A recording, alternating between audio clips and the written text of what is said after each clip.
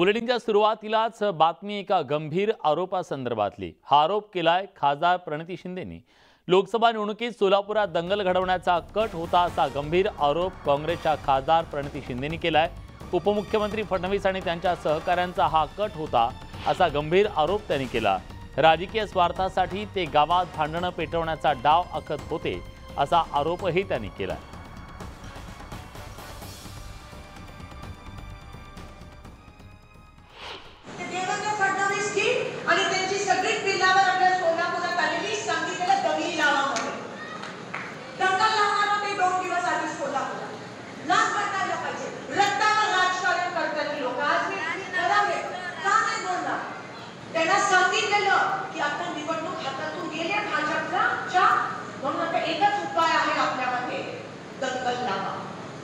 लोकांमध्ये विभागणी करा, पेटवा-पेटवी करा आणि निवडून या असं त्यांना सांगितलं गेलेलं।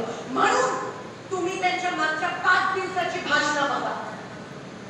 वोटिंगच्या दिवशीची वोटिंगच्या दिवसाच्या 5-6 दिवसापूर्वीची भाषणं बघा, तुम्हाला पुरावा मिळेल की ते कसे फक्त लावालावी करायला येतात।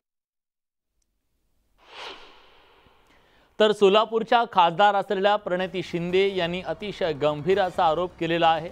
सोलापूर लोकसभा निवडणुकीमध्ये भाजप विरुद्ध काँग्रेस अशी लढाई झाली आणि यामध्ये प्रणिती शिंदेंनी भाजपच्या उमेदवाराचा पराभव केला। पण शेवटच्या काही दिवसांमध्ये भाजपच्या नेत्यांकडून ज्या प्रकारची भाषा वापरली गेली, जी भाषणं करण्यात आली, त्यातून सोलापुरात दंगल पेटवण्याचा प्रयत्न सुरू होता अशा प्रकारचा गंभीर आरोप हा प्रणिती शिंदे यांनी केलेला आहे। त्यामुळे या मुद्द्यावरून महाराष्ट्राचं राजकारण तापण्याची शक्यता आहे।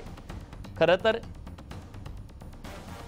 प्रीतम पंडित आपले प्रतिनिधी आता आपल्यासोबत आहेत। प्रीतम, निवडणूक संपली, निकाल हाती आला, पण त्यानंतर सुद्धा आरोप प्रत्यारोपांच्या फैरी कायम आहेत।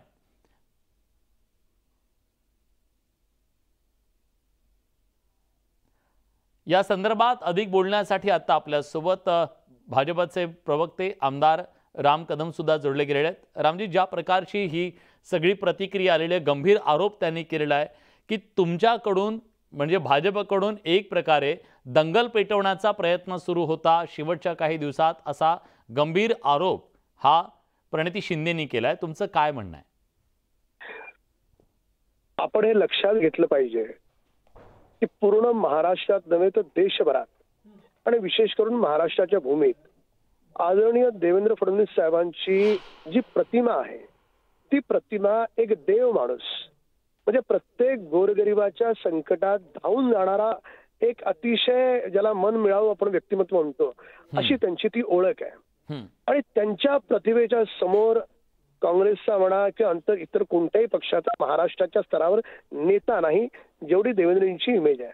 आता प्रणिती शिंदे खासदार झाल्या, शुभेच्छा त्यांना आमच्या। आता नवीन खासदार झाल्याच्या नंतर त्यांनी माईक समोर काय बोलावं, टीव्हीच्या कॅमेरा समोर काय बोलावं, हा त्यांचा व्यक्तिगत भाग आहे, त्यांच्या पक्षाचा अजेंडा आहे। पण एकट्यात पण त्यांना विचारलं की देवेंद्रजींविषयी तुमचं काय मत आहे, युट्यूबवर जाऊन पहा, त्याच प्रणिती शिंदे म्हणतात देवेंद्रजींबद्दल भरभरून कौतुक करतात।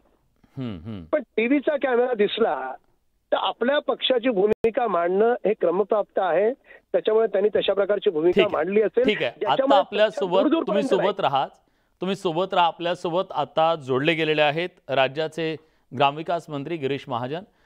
गिरीजी, ज्या प्रकारची ही प्रतिक्रिया समोर आलेली आहे, अतिशय गंभीर आरोप करण्यात आलेला आहे तुमच्यावरती, भाजपवरती, की निवडणुकीच्या काळामध्ये एक प्रकारे दंगली पेटवण्याचा प्रयत्न होता असं खासदार म्हणतायत तिथल्या। मला असं वाटतं की अतिशय म्हणजे हा गंभीर आरोप नाही म्हणणार मी याला, हा हास्यास्पद आरोप आहे। म्हणजे सरकारवर विशेष करून देवेंद्रजीवर ते ज्या पद्धतीने बोलत आहेत, खरं म्हणजे शिंदे परिवार हा राजकारणातला परिपक्व असा एक परिवार समजला जातो। सुशील कुमारजी शिंदे आहेत, प्रणिती शिंदे मी म्हणेल की ते असं कधी काही बोलत नाही, पण आता इतक्या दिवसानंतर त्यांना काय असं एकदम साक्षात्कार झाला की निवडणुकीच्या काळामध्ये दंगली घडवणार होत्या, सोलापूरला दंगली घडवणार होत्या, मला कळालंच नाही। त्यांना असं काय वाटलं, म्हणजे त्यावेळेला त्या कधी बोलल्या नाही, त्यांनी कधी त्या गोष्टीचा उच्चार केला नाही। तशी कुठली घटना छोटी मोठी सुद्धा सोलापूरमध्ये कधी घडली नाही किंवा राज्यातही घडली नाही।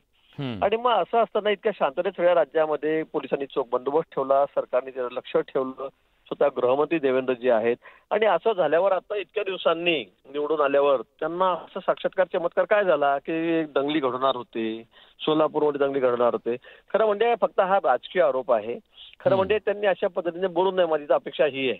कारण मी पुन्हा सांगेल की सुशीलकुमार शिंदे साहेब वेगळं व्यक्तिमत्व आहे राज्यामध्ये, अनेक मोठी पदं त्यांनी त्या ठिकाणी भोगली आहेत. आणि असं असताना प्रणिती शिंदे ज्या पद्धतीने देवेंद्रजीवर बोलतायत याच्यात तर कुठं विश्वासच नाहीये. पण तो हा गंभीर आरोप नाही, पण खरंच हा हास्यास्पद आरोप आहे असं मला वाटतं. धन्यवाद. तुम्ही न्यूज 18 लोकमतशी बोललात त्याबद्दल. आत्ता आपल्यासोबत राज्याचे ग्रामविकास मंत्री गिरीश महाजन होते आणि त्याचबरोबर भाजपचे आमदार राम कदम सुद्धा होते. धन्यवाद तुमचे.